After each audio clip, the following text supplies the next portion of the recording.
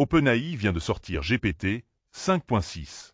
3 nouveaux modèles, plus puissants, moins chers. Et le plus important, si vous utilisez Microsoft 365, ça vous concerne directement, aujourd'hui, sans rien changer de votre côté. Voilà ce qu'il faut comprendre. Microsoft a intégré GPT 5.6 dans Copilot, l'assistant IA de Word, Excel et Outlook. Ça veut dire que des millions de professionnels ont reçu une mise à jour silencieuse cette semaine. Vous payez déjà l'abonnement Microsoft 365 ? Vous bénéficiez de cette amélioration. Sans coût supplémentaire, sans installation. Et OpenAI a choisi de rendre ces modèles moins chers à utiliser, ce qui va accélérer leur adoption dans toutes les entreprises. Concrètement, qu'est-ce que ça change dans votre quotidien?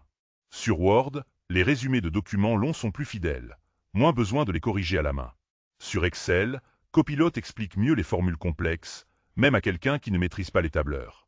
Sur Outlook, les réponses suggérées tiennent mieux compte du contexte de votre échange. Ce ne sont pas des révolutions isolées. C'est une amélioration de fond sur des outils que vous utilisez chaque jour. Alors que faire cette semaine, concrètement? Première chose, prenez une tâche que vous faisiez avec Copilot il y a 2 mois, un résumé, une réponse mail, une analyse, et refaites-la maintenant. Comparez la qualité. Deuxième chose, si vous aviez mis de côté Copilot parce que les résultats n'étaient pas satisfaisants, c'est le bon moment pour retester. Troisième chose, repérez un process dans votre semaine qui pourrait être automatisé. La puissance est là. C'est votre utilisation qui fait la différence. La leçon à retenir, vous n'avez rien à acheter, rien à installer. Si vous avez Microsoft 365, vous avez déjà entre les mains une IA plus puissante qu'il y a 30 jours. La question c'est, est-ce que vous l'utilisez vraiment? Si vous utilisez Claude au quotidien, pour rédiger, analyser, automatiser, bonne nouvelle, il vient de devenir meilleur. Anthropic vient de sortir Claude Sonnet 5, la mise à jour de son modèle phare. Concrètement, ça veut dire quoi pour vous? On fait le point en 5 minutes. Pourquoi c'est important maintenant? Parce que Sonnet, c'est le modèle que vous croisez partout sans forcément le savoir. C'est lui qui propulse la grande majorité des intégrations professionnelles.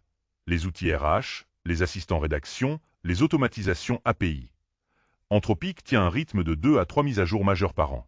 On est en 2026, et la course avec OpenAI est vraiment serrée.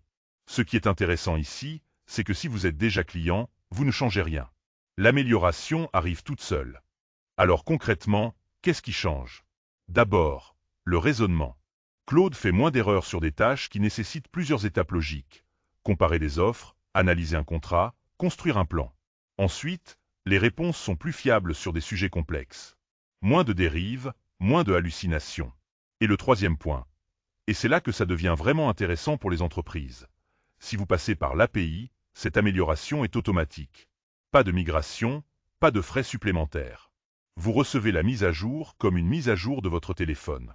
Donc qu'est-ce que vous faites cette semaine? D'abord, ouvrez Claude.ai et retestez vos 3 ou 4 prompts les plus utilisés. Compares. Est-ce que la réponse est plus précise? Plus utile? Notez-le.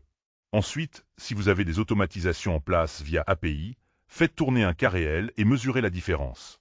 C'est rapide, ça prend 20 minutes. Et enfin, partagez les résultats avec votre équipe. Montrez-leur ce que l'outil fait maintenant que vous n'aviez pas avant. C'est comme ça qu'on crée une culture IA dans une organisation. La phrase à retenir cette semaine. Votre IA de travail vient de s'améliorer et vous n'avez rien eu à faire. Profitessen. Testers. Et si vous voulez ce genre de veille chaque semaine, abonnez-vous. Une start-up chinoise vient de déployer son modèle d'IA directement aux États-Unis. Malgré les tensions géopolitiques, malgré les restrictions d'exportation. Et ça, ce n'est pas un détail de technicien. C'est un signal fort pour tous ceux qui utilisent ou achètent des outils IA aujourd'hui. Alors de quoi on parle exactement? Zhipu, une start-up chinoise, lance GLM 5.2 sur le marché américain. Pas en douce, frontalement. Et ce qui est frappant, c'est que ça se passe malgré les restrictions d'exportation technologique entre la Chine et les États-Unis. Ce n'est pas un gadget géopolitique. C'est le signe que les modèles d'IA chinois ont atteint un niveau suffisant pour concurrencer OpenAI, Anthropic ou Google sur leur propre terrain. Concrètement, qu'est-ce que ça change pour toi? Premier point, plus il y a de concurrents sérieux sur ce marché, plus les prix baissent. Et ils baissent vite. Si tu paies cher un outil IA aujourd'hui, dans 6 mois ton fournisseur sera obligé de s'aligner. Deuxième point, tes fournisseurs actuels vont se retrouver sous pression. C'est une bonne nouvelle pour ton budget. Troisième point, et c'est le plus important à ne pas rater. Si tu envisages d'utiliser un modèle comme GLM 5.2, la question des données ne se pose pas en option. Elle se pose en premier. Où vont tes données? Sous quelle juridiction? Ce sont des questions concrètes, pas des peurs infondées. Donc cette semaine, 3 choses simples que tu peux faire. 1. Fais le tour de tes outils IA actuels et compare leurs tarifs avec ceux qui existent maintenant. Le marché a évolué en ta faveur. 2. Appelle ou écris à ton prestataire IA principal et demande-lui explicitement où sont hébergées tes données. Une bonne réponse prend 30 secondes. Si ça prend plus de temps, c'est déjà une information. 3. Intègre les acteurs IA chinois dans ta veille fournisseur. Pas pour les adopter tout de suite, mais pour comprendre où va le marché. La leçon de cette semaine.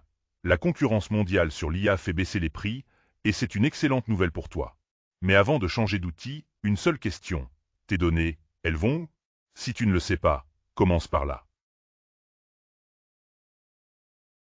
Et si vous pouviez confier vos tâches les plus chronophages à une IA et récupérer le résultat 2 heures plus tard, sans avoir touché un seul bouton entre-temps? C'est exactement ce que propose ChatGPT Work. Je vous explique ce que c'est, ce que ça change, et comment tester ça dès cette semaine. Pourquoi ça compte maintenant? Parce qu'on estime que les tâches répétitives, consolidation de données, suivi de projets, relance client, représentent entre 25 et 35% du temps de travail d'un cadre ou d'un entrepreneur. C'est colossal. Et jusqu'ici, même les meilleurs outils IA vous demandaient d'être là, de cliquer, de valider à chaque étape. ChatGPT Work Change CA. L'IA agit en autonomie dans vos applications pendant des heures. Et pendant ce temps, vous faites autre chose. Concrètement, qu'est-ce que ça change? Imaginez, vous décrivez à ChatGPT Work ce que vous avez besoin de faire.